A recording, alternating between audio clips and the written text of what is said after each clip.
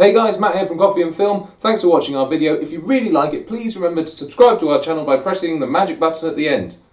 Here we go. Now, on with the show.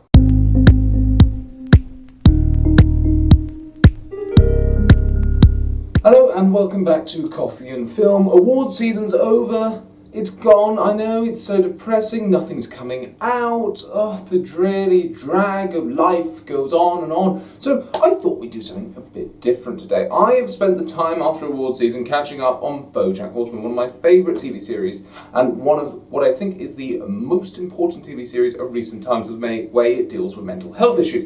And I want to take a look at the season finale now. Yes, the season finale. As I watched it, I thought it was incredibly interesting and I wanted to share my thoughts with you guys. Should we take a look at it? We all up to date? Because I won't repeat this again. Welcome back to Coffee and Film. Yeah, I was joking. I got you. This is the ending of Bojack Horseman and my analysis of it. So, let's kick off with the clearest character in the entirety of Bojack Horseman, in my opinion, which is Todd, because this sets the tone. This is going to be my reading of the ending of Bojack Horseman. Todd clearly states that art is about what people get out of it, not what people put into it. So, I clearly want to state at the start, this is my interpretation of the ending of Bojack Horseman, and it is clearly left open. It is left for you to interpret as you wish, it's left for you to think about, it's left for you to pick at elements and really just start thought. That's why it's there, and that's also why it's interesting. So anything I say might be completely wrong in your opinion, and that's the point. Also, importantly, Todd's point is part of the whole uncertainty of the final episode, particularly from Bojack's point of view. So if you think about the finale, the writers could have set it just after Bojack got out of prison. Why not? Why not, you ask? That would have been very easy. Why does he need to go back to prison afterwards? Why is that important? It's very important because it puts the whole setting on an unstable footing, which is crucial for Bojack because Bojack has the chat with Todd. He's uncertain about his future. He's uncertain what's going to happen in the future. He doesn't know if he's going to become the person he wants to be or if he's going to go back to being the person he was. This is interesting because not only does it leave Bojack's future very open-ended, but it also shows us immediately by the fact he's got a few months less to go to prison that even in any sort of recuperation, he's got a way to go, so he very easily could fall off the wagon again. It's an interesting point, this, because it very much leaves us open. We don't know how Bojack's future is going to proceed beyond this episode, something that the rest of the episode also adds up to. So we're going to jump slightly sideways now into the wonderful world of Mr. Peanut Butter. Oh, Mr. Peanut Butter, how your wonderful ignorance is beautiful to watch and so incredible on screen. Mr. Peanut Butter tries to right the wrongs of the past, not necessarily his wrongs, but wrongs of the past, by fixing the Hollywood sign, the Hollywood sign. He tries to do this, and he tries to put a D in there, and it ends up being a B, which is incorrect. Now, the entire season of the sixth season and seasons preceding it, but particularly the sixth season, we've been looking at how people change, how they are scarred, how they are emotionally damaged. But you can't fix that. Much like Diane's bowl that she pieces back together in one of the earlier episodes, it makes you who you are. And it's not something that you can change or fix. It's something that will always just be. Mr. Peanut's Butter attempt to fix the Hollywood sign, but fail, shows that our mistakes and the mistakes of all the characters will be there and will still be present. They can be masked. A B looks like a D, but it's not a D. Crucially, it's not a D. All of the mistakes that Bojack and all the other characters have made will always be present. They just have to find a way to live with them. So then we got Bojack who heads out for this final chat with Diane. This is interesting because everything that leads up to it demonstrates who the people are. Diane talks to Bojack and talks very much about the person she's becoming and the person she's changing. She's moved, she's engaged, which is a stage that she's showing she's moved on with her life. Bojack we have just seen talking to Princess Carolyn about potentially getting back in the industry.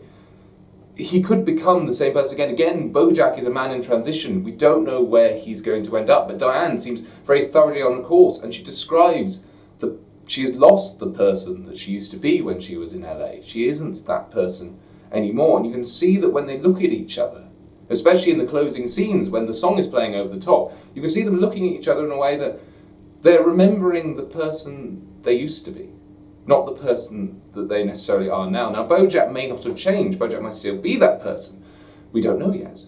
But Diane certainly looks like she's moving on, as shown by their counteracting points. So Bojack pushes her and says, do you miss the mess? Do you miss it? And she just goes, oh, I miss it a little bit, but she doesn't look back on this version with nostalgia. And the contrasting points of view where Bojack says, life's a bitch, and then you die. And her contrast, but no, life's a bitch, and then you keep living.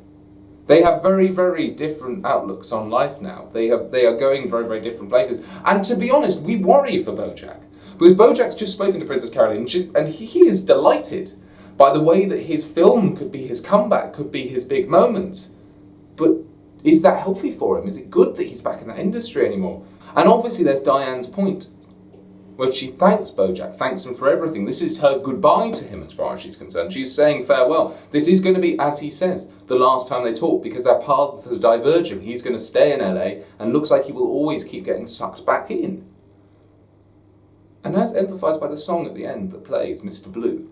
It plays over the top. Mr. Blue, if you listen to the lyrics, it's all about loving someone, but having to leave them behind and hoping that they'll be happy. So there's still that element of hope for Bojack, that he might stay behind and still be happy. But we just don't know. Which is interesting, and exactly how you'd expect the series to leave him. And the final shot as well, they look up into the stars.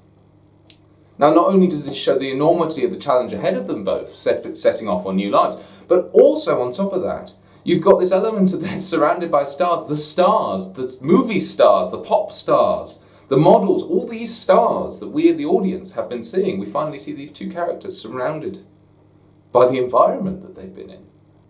It's a really, really beautiful moment. As I say, this is the point where they start looking at each other. Almost the final looks, the final farewells, remembering that image in their mind of this person they loved. But is this the last time they talk? It would be a negative note to leave the show, or not that the show is ever going to be afraid of doing something like that. But what happens if they're wrong? So they say this is going to be the last time they talk, and they make all the big gestures, and they stay there, and they sit together. But the moment they say this, they get into a conversation again. Immediately afterwards, Bojack tells an anecdote. Now, this may feel like nothing, but it shows the way that they continually drag each other back into each other's lives. They can't just let go, because Diane very easily could have walked off then, but didn't. And then they sit together staring at the stars. And then you have a different view on that. You see the way that they're both looking at this giant universe that they're off together, staring at it. But they're always together, always connected, no matter how big the world is outside. It's something they can't escape. So, maybe there's hope for them after all. I've been Matt, and this has been Coffee and Film. I hope you've enjoyed it, and I hope I see you again. Thank you so much for watching. Cheers.